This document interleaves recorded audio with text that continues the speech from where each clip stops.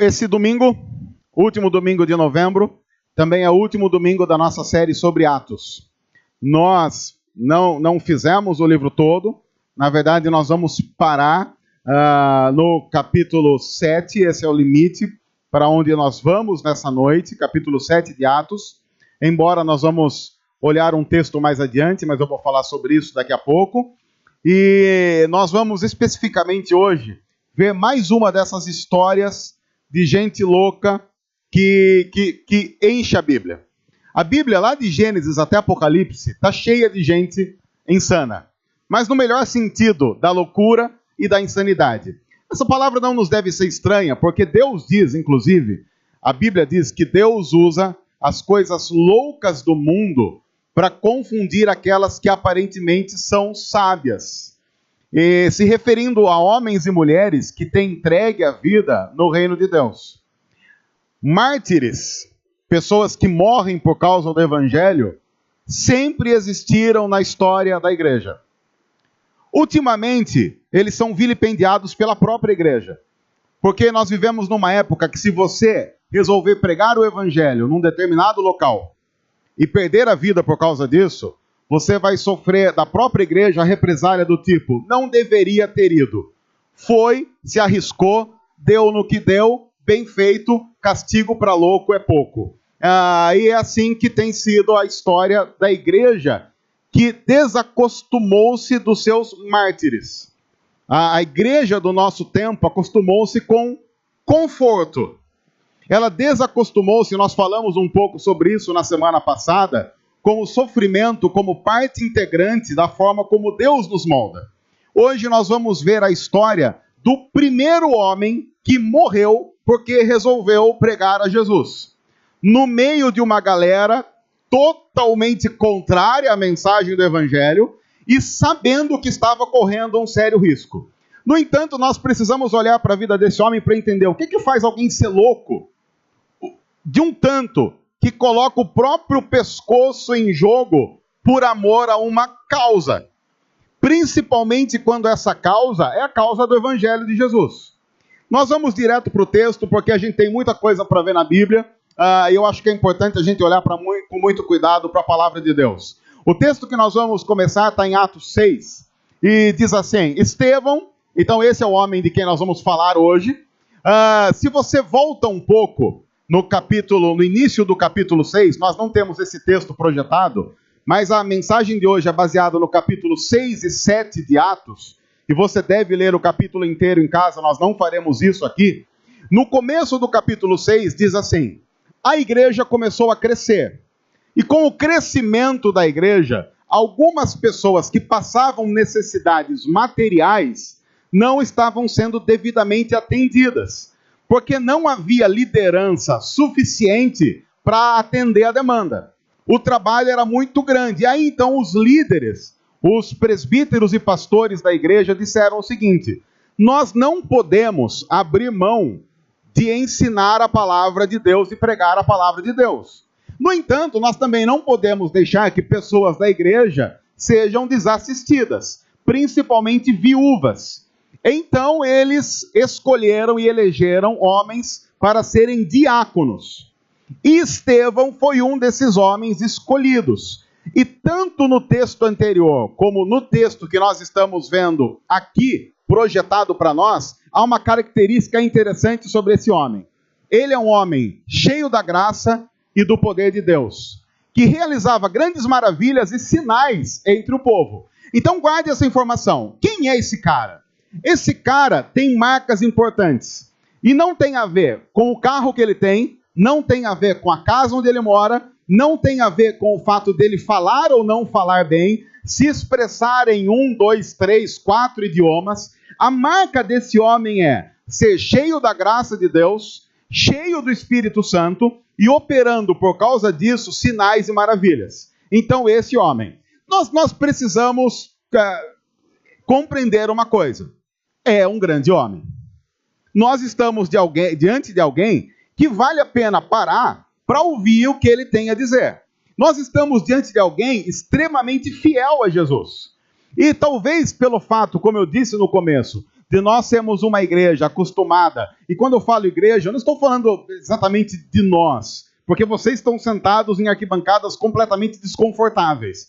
Mas eu estou falando de cristãos no geral, que hoje pensam o cristianismo muito mais a partir da tela de um computador e das implicações da tela de um computador, do que da vida sendo levada face a face, onde realmente as grandes batalhas de fé são travadas. Esse homem tem uma marca interessante, e vale a pena a gente olhar para ele e parar para ver o que vai acontecer com esse homem. O texto continua: contudo, apesar de tudo isso, e a despeito de todas essas coisas, talvez até mesmo para assombro de Estevão, levantou-se oposição dos membros da chamada Sinagoga dos Libertos. Eu quero voltar a dizer algo que eu disse no começo. Quando você resolver servir a Deus com integridade e totalidade, a primeira perseguição geralmente vem de dentro, não de fora. Vem da profunda incompreensão de gente dizendo assim: esse cara é louco, esse cara é insano, fez o que fez, só podia dar no que deu mesmo. E isso você vai ouvir na vida sempre que você quiser fazer algo correto. Se você resolver fazer algo ruim, você recebe muito apoio. Tente fazer algo correto e você vai começar a ser o incompreendido da sua geração. Aconteceu a mesma coisa com Estevão. Ele começou a levantar uma oposição contra ele, dos membros da chamada Sinagoga dos Libertos, dos judeus lá de Cirene, lá de Alexandria, bem como das províncias da Cilícia e da Ásia. Basicamente o que a Bíblia está dizendo é: levantou oposição para esse cara de tudo que é canto. Mas vamos lembrar uma coisa importante. Quem era esse homem? Um homem cheio de graça, cheio do Espírito Santo, e que operava sinais e maravilhas. Mas há um problema aí. Ele prega a Cristo Jesus. E isso geralmente traz problema. Mas o texto continua. Esses homens começaram a discutir com Estevão, mas não podiam resistir à sabedoria e ao espírito com que ele falava. Então, eles subornaram alguns homens para dizerem: nós ouvimos Estevão falar palavras blasfemas contra Moisés e contra Deus. E o texto continua. Com isso, eles agitaram o povo, os líderes religiosos e os mestres da lei, e prendendo Estevão, levaram-no ao sinédrio. Ali apresentaram falsas testemunhas que diziam: esse homem não para de falar contra esse lugar santo e contra a lei. Pois nós ouvimos dizer que esse Jesus, que ele prega, o Nazareno, destruirá esse lugar e mudará os costumes que Moisés nos legou. No entanto, olhando para ele, todos os que estavam sentados no sinédrio viram que o seu rosto parecia o rosto de um anjo.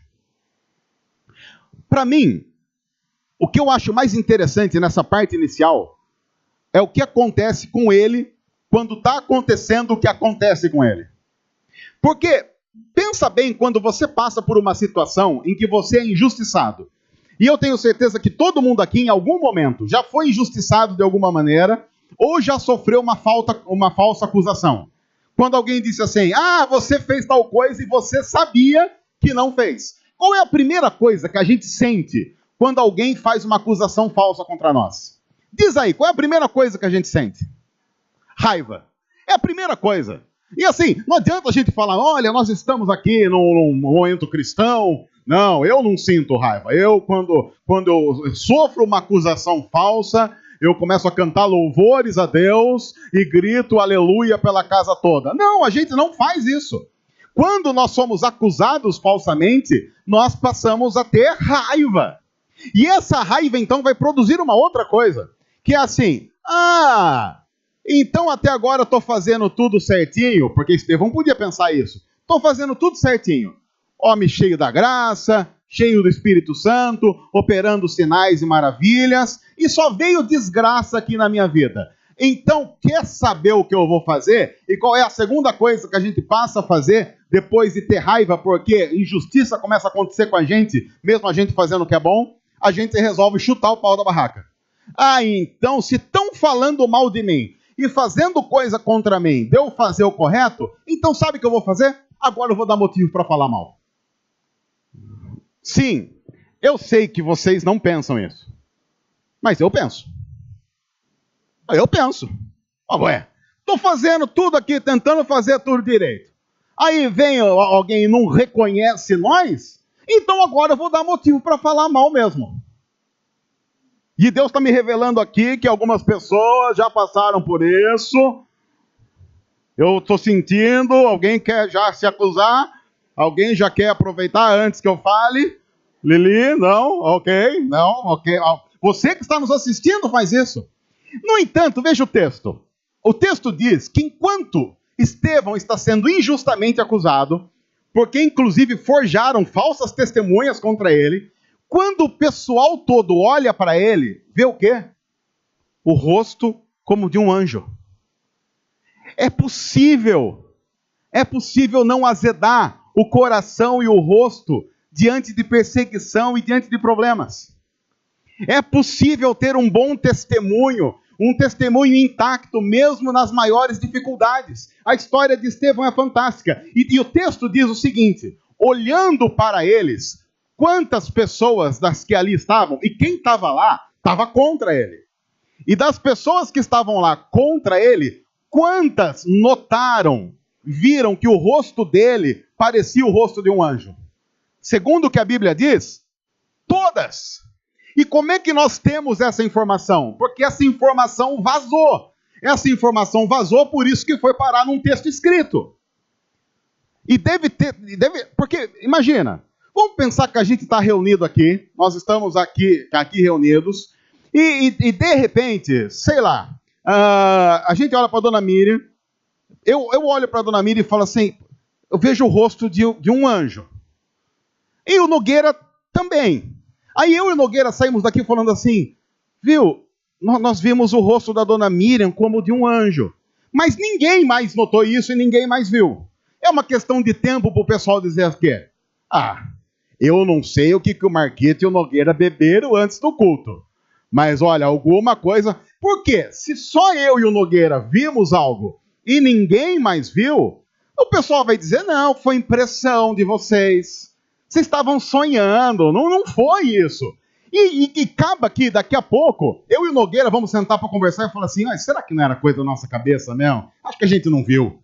Mas imagine que numa outra situação, acaba o culto e eu chego em casa e eu falo assim, Débora, eu preciso falar um negócio, porque eu vi lá uma coisa no culto lá da igreja e eu preciso falar para alguém. O que foi?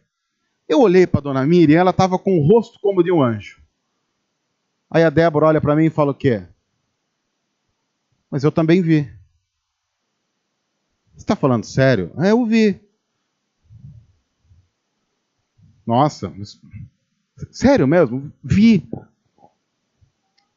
E aí, eu resolvo então, sei lá, mandar um WhatsApp pro Nogueira falando assim, Nogueira, eu posso fazer uma pergunta? Porque eu notei uma coisa lá no culto e eu queria saber se é coisa da minha cabeça, porque a Débora também viu. E ele responde assim, é da dona Miriam, não é? E eu falo, Nogueira, você também viu? Vi. E aí eu resolvo então mandar o Felipe. Seguinte, eu, o Nogueira e a Débora vimos um negócio e o Felipe vai falar, nossa, já está o maior comentário aqui em casa, é da dona Miriam. E aí a gente vai descobrir depois que todo mundo aqui viu a mesma coisa. Ninguém está sonhando. Não é uma crise psicológica que todo mundo está tendo, sofrendo um transe. Não tem a ver com isso. Tem a ver com o fato de que sim, o rosto dele parecia como de um anjo.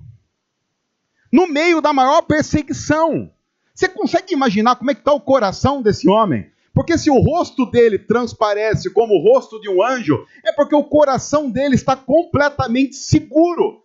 Ele sabe o que está acontecendo. Ele não é um alienado. Ele sabe que muito provavelmente ele está ou prestes a morrer, ou então prestes a sofrer uma severa surra por causa do que ele está pregando. No entanto, o que ele faz? Ele está ali tranquilo, descansando de maneira totalmente segura nos braços do Pai. É possível.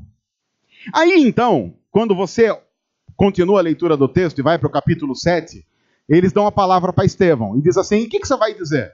Aí sabe o que Estevão diz? Ele começa a pregar Jesus de Gênesis até o fim da Bíblia. Ele sabe que é isso que o está condenando. E é justamente o que ele continua fazendo, do tipo, é para isso que eu fui chamado. E eu não fui chamado para esconder a verdade. A verdade precisa ser pregada. Agora, deixa eu parar um pouco para dizer o seguinte. Se você conhece o texto, você já sabe. Mas o filme termina triste. Mas esse filme é como o filme da Marvel. Tem cena pós-crédito. Então, termina no capítulo 7.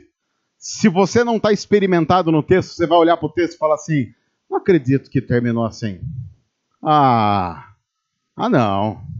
Não vale a pena. Mas fica tranquilo. Daqui a pouco as letras vão subir, mas vai aparecer uma cena de novo. E você vai falar assim: opa, peraí, parece que tem alguma coisa acontecendo.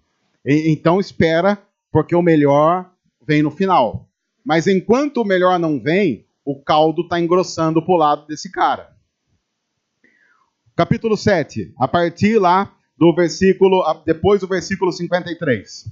Ouvindo isso, a pregação de Estevão, ele falando sobre Jesus, eles ficaram furiosos e rangiam os dentes contra ele.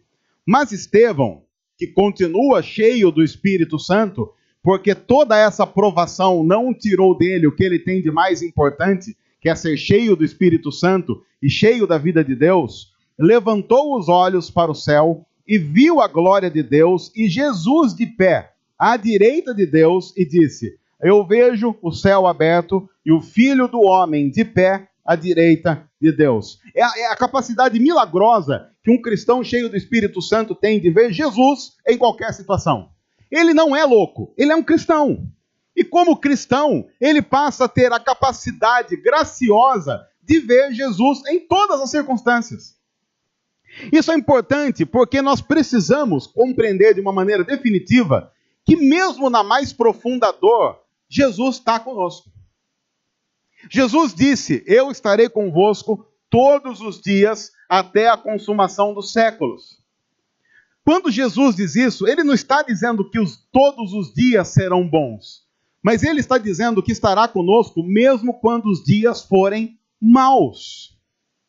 Eu quero dar um testemunho, eu não falo muito sobre isso, mas quem aqui me conhece, quem me acompanha como amigo, como ovelha, quem tem caminhado comigo sabe da minha história e ela não é de livre acesso.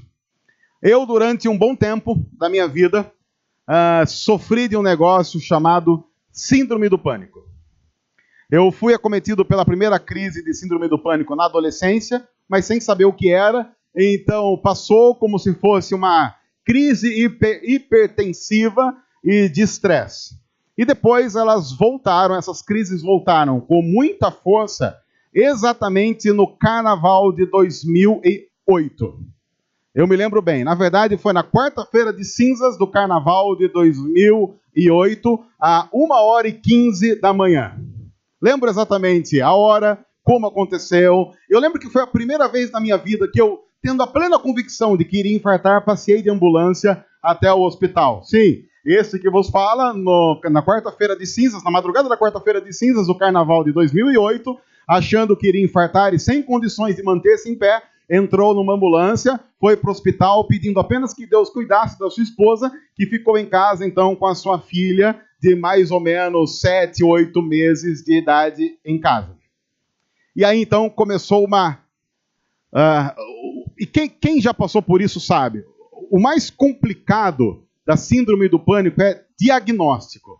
Porque até você descobrir que tem isso, você tem a plena convicção de que está morrendo e que ninguém vai descobrir o que você tem. E é muito complicado você explicar para as outras pessoas o que você tem, porque embora a síndrome do pânico tenha um componente que é o gerador, que é psicológico, a dor e a sensação são reais. Então dói de verdade, a sensação é física. Então você tem um problema psicológico que traz dores que não são psicológicas. Você nunca vai conseguir chegar para alguém que está no meio de uma crise de pânico e falar assim, não, o seu batimento não foi a 140, 150 do nada em repouso. Porque foi. Não, a sua pressão não alterou para 18 por 12, para 20 por 14, porque alterou. E para mim, o mais complicado foi que eu imaginava na época, eu sou pastor, eu sirvo numa igreja, e de repente eu estou passando por algumas situações, e os irmãos e as irmãs dessa igreja que passaram comigo por esse vale da sombra da morte angustiante, lembro que muitas vezes eu ficava estritamente paralisado diante de algumas coisas que eu tinha que fazer. Como, por exemplo, pregar num domingo à noite. Eu nunca deixei de pregar num domingo à noite por causa da síndrome do pânico. Mas eu me lembro de ter crises de pânico no meio da pregação. O que fizeram com que muitas pregações que foram feitas aqui, nesse lugar, foram completamente angustiantes para mim. Porque você começa a transpirar como um louco, você acha que está morrendo, e para mim a única coisa que eu lembro que ficava como tranquilo era assim, pelo menos eu morro pregando. Acho que isso deve garantir algum galardão especial. Deve ter algum galardão do tipo, esse aqui morreu pregando, vai ter tipo Black Friday ao contrário. Ele vai, vamos aumentar 20% o galardão dele. Se ele ia ter uma casa com 3 quartos no céu, a gente vai puxar, vai fazer um conjugado aqui, vai morar perto da Ayrton Senna, sei lá. Alguma coisa você tem que ter de vantagem. É complicado você descobrir que quando Jesus diz, eu estarei convosco, ele está dizendo, quando você estiver no fundo do poço, às vezes eu não vou tirar você de lá, eu vou para lá. É muito complicado compreender isso. Por quê? Porque nós somos de uma geração que diz que não, que isso é besteira, que Deus vai te dar a vitória. Sim, eu creio que Deus nos dá a vitória, mas a maior vitória é servir a Jesus em todas as circunstâncias da vida e amar a Jesus sobre todas as coisas em todas as circunstâncias. Mas, ao mesmo tempo, eu estou dizendo isso como alguém que sabe que é muito complicado exercer isso quando a gente está sendo esmurrado. Mas é possível. É possível passar pelo vale da sombra da morte e depois poder louvar e agradecer a Deus por tudo que Ele nos ensinou e moldou em nós nesses momentos complicados da nossa vida. Por isso, sim, nós precisamos ouvir a voz de Deus dizendo a cada um de nós, resista, continue, caminhe. E aí a gente pode talvez dizer para Deus, mas eu simplesmente não consigo mais. E Ele vai dizer, eu coloco você no meu colo e nós vamos. E a gente aprende a se entregar. Dói, claro que dói. É absurdamente dolorido. São experiências das quais a gente vai se lembrar para o resto da vida? Sim, experiências das quais nós vamos nos lembrar para o resto da vida. Mas para as quais nós olharemos em perspectiva e diremos, Senhor, obrigado porque o Senhor esteve comigo naquele momento. Porque hoje eu consigo olhar para o que aconteceu e saber que naquele instante a mão do Senhor estava moldando graciosamente e amorosamente a minha vida. Se você perguntar se eu quero passar por isso de novo, claro que não. Se eu oro para não passar por isso de novo, claro que oro. E se você puder me ajudar nessa oração, todas as orações são bem-vindas. Mas se Deus olhar para mim e disser, você precisa passar para ser moldado da forma como eu quero ter a coragem de poder dizer, sofrimento, seja bem-vindo, me molde em direção a Cristo Jesus e seja o meu escravo nessa caminhada. Estevão está dizendo, eu vejo Jesus. É interessante porque enquanto ele vai sofrer o que vai sofrer, em nenhum momento o texto traz uma ênfase na dor que ele está sentindo, da pedrada que está levando. Mas no fato de que mesmo levando pedrada, ele está vendo Jesus. E isso tira qualquer dor e qualquer possibilidade do sofrimento ser maior do que a graça recebida. O texto continua. Mas ele acabou de dizer, eu estou vendo Jesus. O pessoal parou e pensou assim, então para, hein? Parou, porque viu Jesus, colocou Jesus no meio, parou a brincadeira.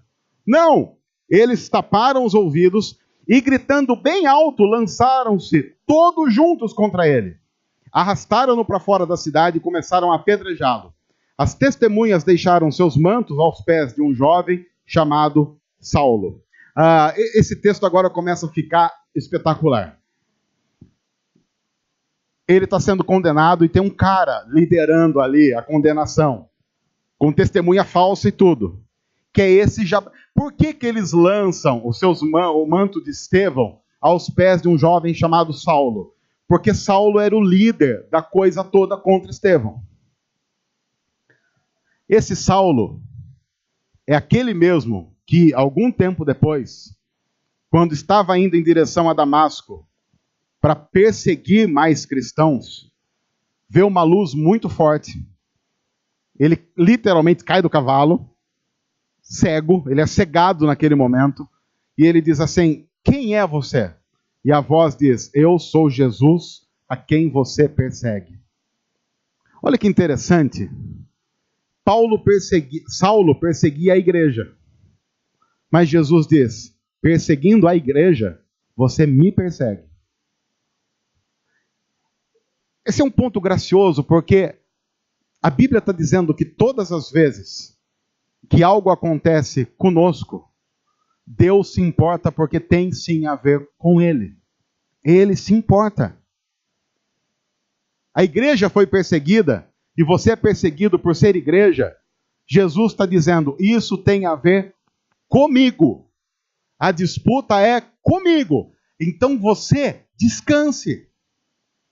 E aí então a Bíblia diz que esse Saulo é convertido quando tem aquela visão de Jesus, e o nome dele é mudado para Paulo, um dos maiores missionários da história do cristianismo, e cuja grande parte do Novo Testamento foi escrito por ele, através da inspiração do Espírito Santo.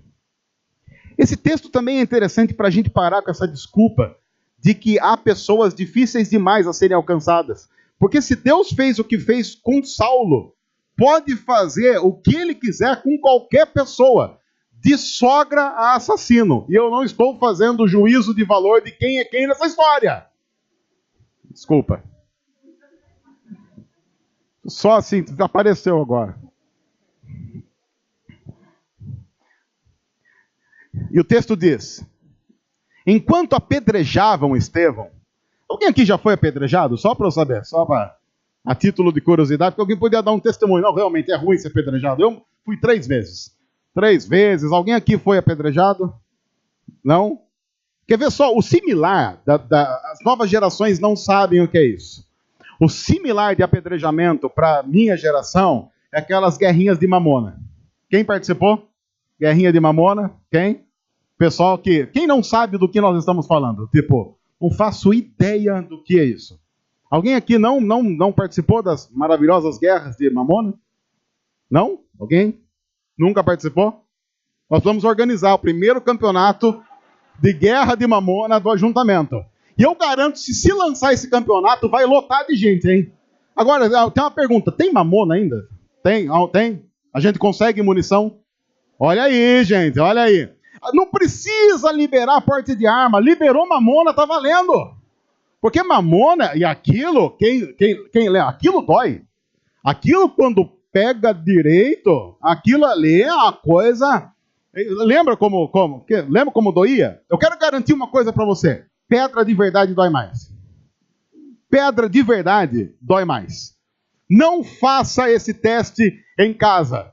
Não faça com um amiguinho, não faça com alguém que você não gosta. Pedra de verdade dói. E o texto diz que enquanto apedrejavam Estevão, o que ele fazia? Ele orava. Eu quero fazer uma pergunta. Quais são os motivos que fazem com que a gente deixe de orar? Vamos lá. Eu gostaria de ouvir algumas opiniões. Eu sei que não é um testemunho, mas do que você ouve as pessoas dizendo, do tipo assim... depois que aconteceu aquilo, nem oro mais, até parei com a minha oração, dei uma esfriada na oração. O que já aconteceu com você? Ou com um amigo seu, que você ouviu ele falando que ele passou a orar menos? E diz aí, quais são os motivos que todos nós, indistintamente, diz aí. Depressão, a pessoa ela fica deprimida, ela para de orar. Mas aí eu vou ter, como quem passou pela depressão, eu vou falar assim, não tem desculpa, vai, tá bom. Tá, depressão, ok, que mais? Decepção. E pode ser decepção daquelas decepção, e pode ser uma decepção. Fui comprar um sonho na padaria, não tinha. E, pô, que Deus é esse que não me garante o sonho na padaria? Fui na padaria comprar onde eu morava, e que eu morava num apartamento que foi invadido agora, algumas pessoas, onde tinha uma padaria perto que tinha um pão de torresmo.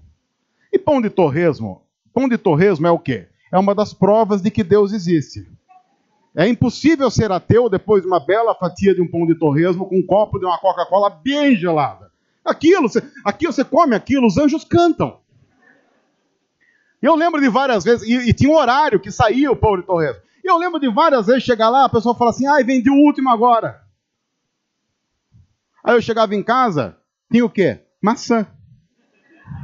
E como é que você ora agradecendo a Deus pela maçã, dando uma mordida numa maçã Fuji, se você estava esperando comer um pão de torresmo? Decepção. E assim, eu estou dizendo isso brincando, mas muitas das nossas decepções são legítimas, coisas sérias que acontecem. Mas também muitas outras decepções que nos fazem orar menos são decepções do tipo, não aconteceu o que eu queria que acontecesse, então a partir de agora eu não brinco mais com Deus. O que mais? Temos depressão, temos decepção e temos oração não respondida. Eu orei e Deus não respondeu, então não brinco mais. Não, pecado não. Pecado é uma coisa que a gente não entende bem, então nem vamos falar muito disso. Porque pecado, é complicado falar que pecado faz com que a gente deixe de orar, porque isso quase que resume a coisa toda. Mas não. Sim, talvez pessoas que pecam orem menos. Isso faz com que todo mundo ore menos. Só que a gente está olhando para um texto em que um cara está sendo apedrejado e nesse momento, você tem que lembrar uma coisa, ele tem uma certeza, ele vai morrer. Essa é a única certeza que Estevão tem nesse momento. Ele vai morrer. E o que ele faz? Ora.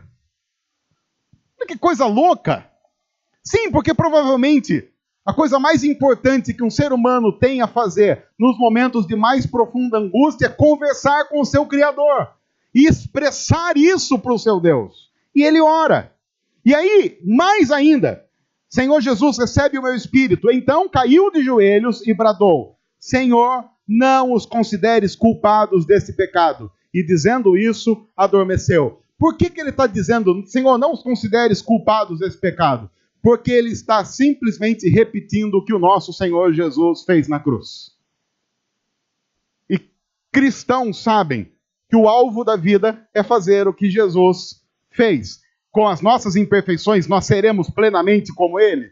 Claro que não. Mas veja que é possível ser muito parecido com ele, mesmo em situações limites. Porque a gente geralmente diz assim, mas não dá para ser igual a Jesus. Sim, não dá para ser igual a Jesus, porque Jesus só é Jesus mesmo. Mas me parece que essa história está dizendo que é possível ser muito parecido com Jesus, mesmo quando todas as circunstâncias dizem não. E aí ele morre, e agora aquele momento em que a luz do cinema se acende, e aí as letras começam a aparecer na tela, e se você é um desavisado dos filmes da Marvel, você vai se levantando, indo embora, jogando aquele saco de pipoca ali no lixo, e você que é expert nos filmes da Marvel diz assim, não, volta, pessoal, fica que tem mais. Aí, enquanto o pessoal está indo embora, vem uma frase que aparece na tela dizendo assim, e algum tempo depois, e aí você diz, opa, olha, vai acontecer uma coisa aqui. Vamos ver o que vai acontecer? Atos 11, do versículo 19 a 21, tem uma coisa fantástica acontecendo, que só Deus poderia fazer. Atos 11, de 19 a 21, diz assim: os que tinham sido dispersos por causa da perseguição desencadeada com a morte de Estevão. Por quê? Quando o pessoal matou Estevão, eles pensaram assim: onde passa boi, passa boiada. Matamos um, pegamos o jeito. A gente já sabe como é que faz para matar cristão. Então começou uma perseguição maior do que havia até então. Muitos cristãos ficaram para sofrer o martírio. Mas muitos disseram assim: não, nós vamos embora, nós vamos fugir. Então os que tinham sido dispersos por causa da perseguição desencadeada com a morte de Estevão, chegaram até a Fenícia, Chipre e Antioquia, anunciando a mensagem apenas aos judeus. A ideia é, eles estavam no local e foram dispersos, espalhados para tudo quanto é canto. Alguns deles, todavia, cipriotas e sirineus, foram a Antioquia e começaram a falar também aos gregos, porque até esse momento a fé em Jesus era vista apenas como um braço do judaísmo. Então só era seguidor de Jesus quem era judeu. Até esse momento não tinha, por exemplo, um grego seguidor de Jesus, a não ser que ele se convertesse ao judaísmo, se tornasse um judeu por conversão e seguisse a Jesus. Até esse momento não havia nenhum tipo de igreja fora do âmbito de uma língua hebraica ou aramaica falado por alguns judeus. O cristianismo, ou seguir a Jesus, era visto como algo que tem a ver com judeus. Tanto é que quando eles vão para a cidade, diz o texto, eles pregaram e anunciaram a mensagem primeiramente apenas aos judeus. Até que alguns deles, cipriotas e sirineus, em Antioquia, começaram também a falar para os gregos, contando-lhe as boas novas a respeito do Senhor Jesus. E aí o que aconteceu? Aconteceu que eles notaram que os gregos começaram a se converter a essa nova fé. E aí o pessoal dizia assim: eu sou grego, eu quero seguir a Jesus, eu preciso ser judeu? E começou então uma grande discussão na igreja, discutindo se era necessário ser judeu, ser circuncidado, passar pelos rigores da lei para ser um seguidor de Jesus, ou se não, se a fé era algo agora dada a todos os povos e qualquer um poderia ser seguidor de Jesus, porque o cristianismo era uma outra religião. E começou uma celeuma e Antioquia virou a sede dessa celeuma toda. Tanto é que Jerusalém era a sede do pessoal que dizia assim: não, para ser cristão tem que ser judeu. E quem era o líder desses caras lá em Jerusalém que defendia isso? Pedro. Pedro era o líder da igreja lá em Jerusalém, dizendo assim: não. Para ser cristão, seguidor de Jesus, tem que ser judeu. Até que Deus vem dar uma rasteira nele e fala assim: ó, você pare de considerar impuro o que Deus está purificando. Mas teve um outro cara que virou meio que o chefe do movimento de Antioquia, dizendo assim: de jeito nenhum, a fé cristã é para todo mundo. Não importa se é judeu, não importa se é grego, não importa se é homem, não importa se é mulher, todos têm direito de serem batizados e todos têm direito de professar a sua fé em Cristo. Quem era esse cara? Um cara chamado Paulo. Você está conseguindo ver a história em perspectiva? Porque por causa da perseguição, por causa da morte de Estevão, o evangelho chegou até Antioquia. E em Antioquia, a igreja muda de roupa. Ela deixa de ter a roupa só do judaísmo e passa a ter a roupa do mundo todo.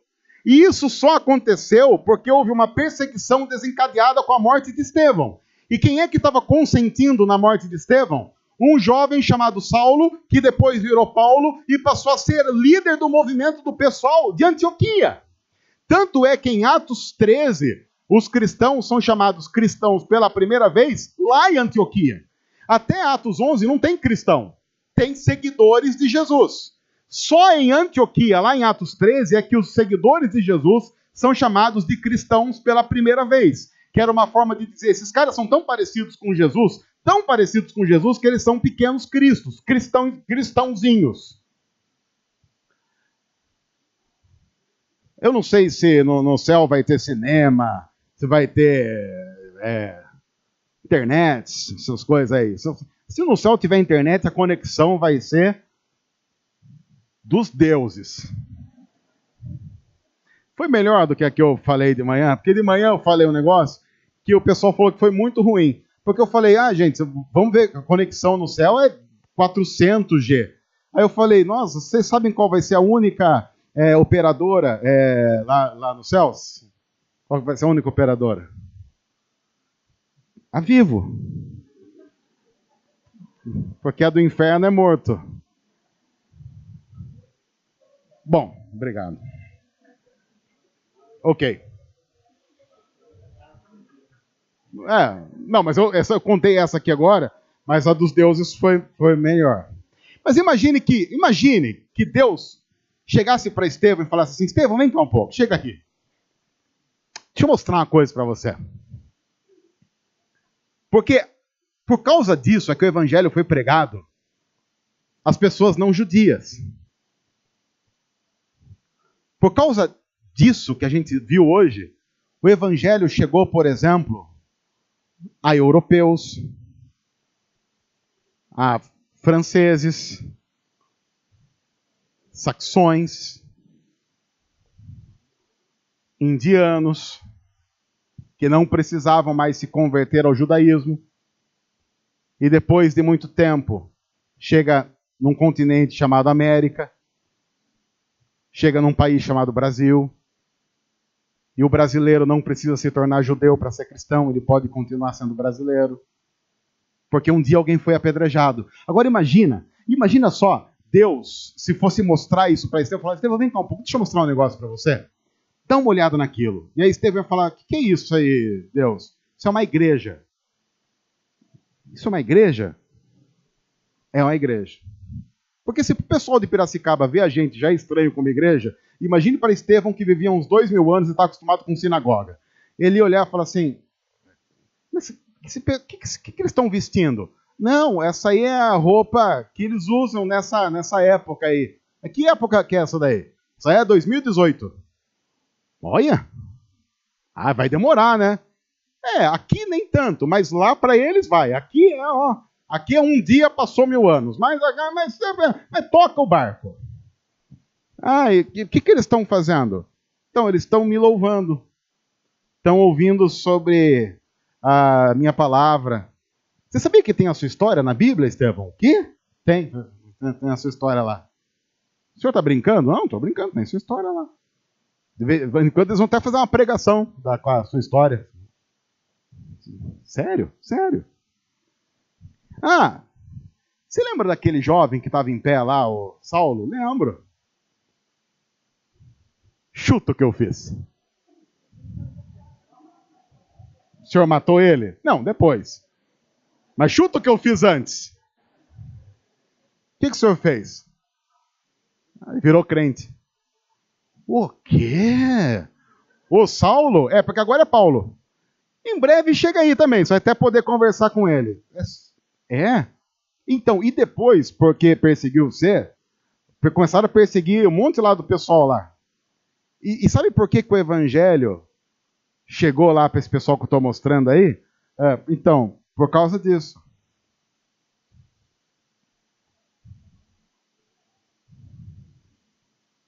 A gente está aqui por obra e sacrifício de Jesus. É importante deixar isso claro. Mas Deus usou o apedrejamento em Estevão para acelerar um processo de massificação do evangelho, inclusive para aqueles que não eram judeus, como nós. A pergunta é, a pedrada foi boa ou foi ruim?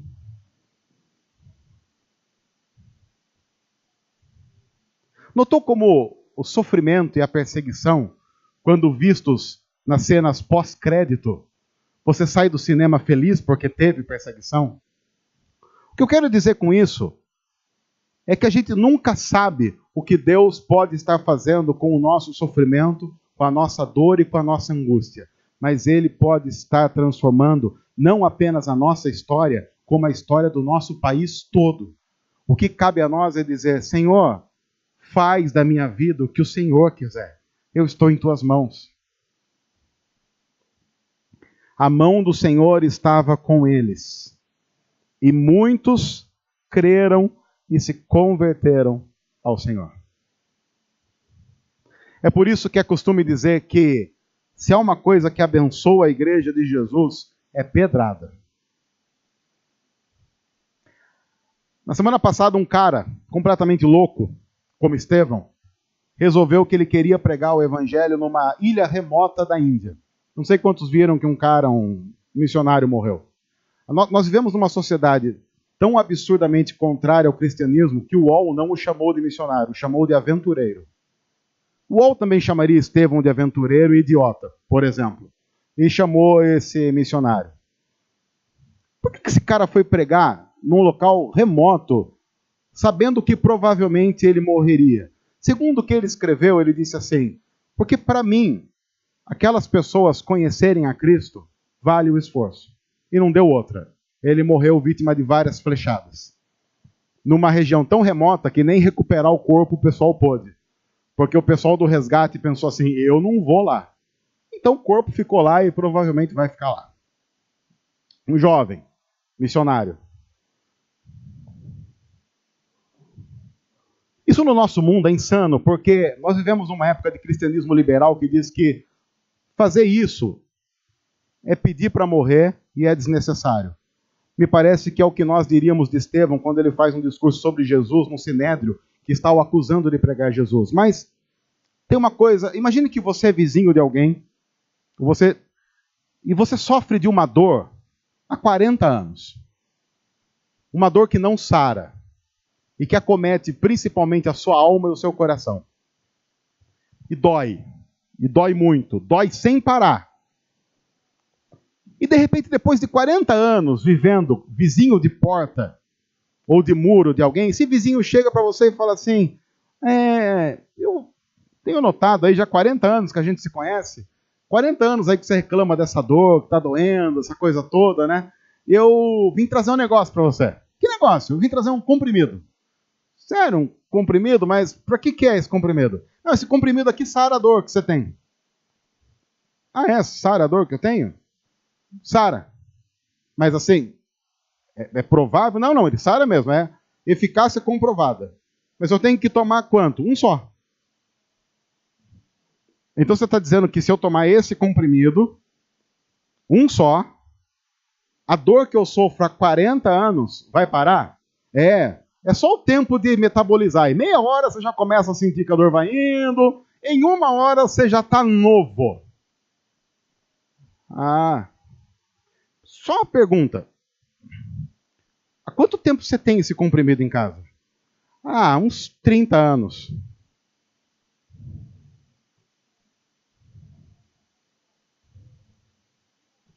Se você é o cara da dor, o que você faz? Eu tomo o comprimido, e assim que a dor passar e eu estiver nas minhas plenas forças, eu mato. Porque faz 40 anos que eu sofro essa desgraça, essa dor na alma. Você tem um comprimido que sara isso de uma vez. Tem isso há 30 anos. E nunca me disse por quê. Foi mais falta de oportunidade mesmo. Eu não quis incomodar.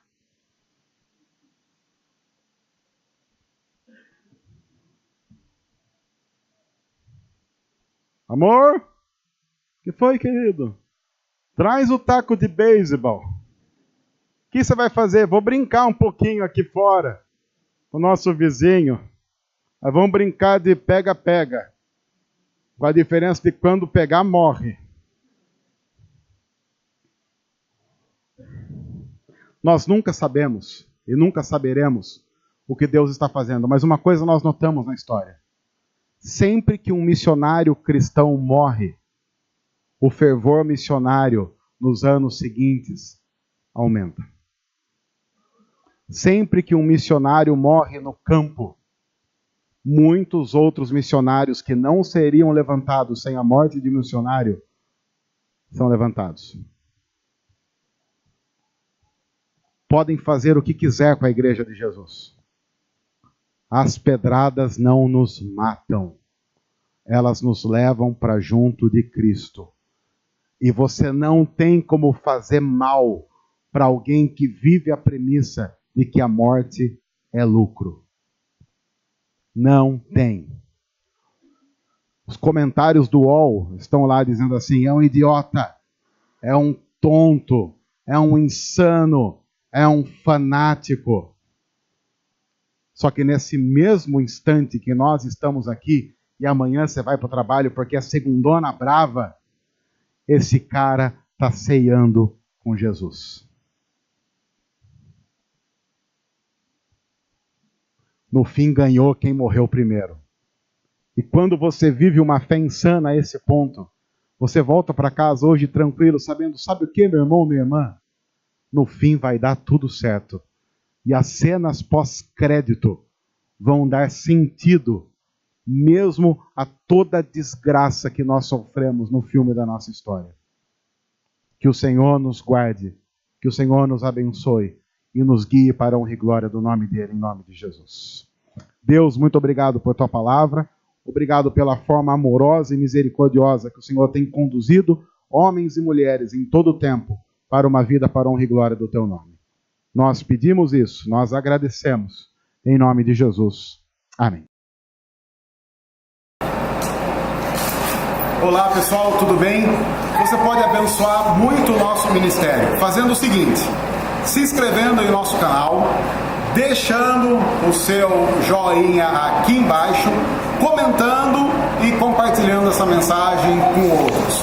Vai abençoar muito o que nós temos feito aqui e vai fazer com que outras pessoas possam ser transformadas pelo amor de Jesus através da mensagem do Evangelho. Deus abençoe, obrigado, que Deus cuide de cada um de nós.